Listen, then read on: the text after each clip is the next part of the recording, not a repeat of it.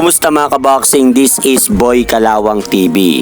So matapos nga pong manalo nitong si current WBA Junior Middleweight World Champion Terence Bud Crawford kay Israel Madrimov, 2 linggo na nga po ang nakakalipas, ay may mga kumakalat nga pong balita mga idol na inoperan nga po itong si Gennady Golovkin para labanan si Terence Bud Crawford at balak nga pong gawin ang laban na yan sa Saudi Arabia.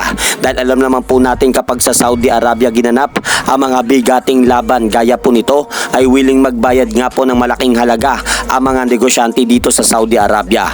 Ngunit kung sakaling maikasa nga po ang laban na yan mga idol, ay napakagandang laban nga po ito kapag nangyari. Dahil alam naman po natin itong si Terence Bud Crawford ay paubos na nga po ang oras nito sa sport ng boxing. Dahil kakaunting panahon at laban na lang po ang magagawa nito. Dahil may edad na nga po itong 37 sa kasalukuyan. Kaya puro big fight na lang po ang gustong mangyari nito sa kanyang boxing career.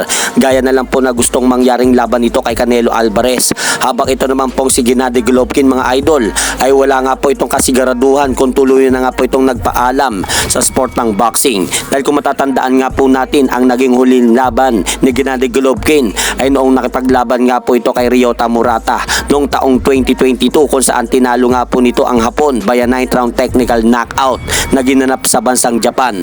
At tuloy na nga po itong hindi naging aktibo sa sport ng boxing at ibinakante na nga lang po ni Gennady Golovkin ang kanyang mga hawak na titulo.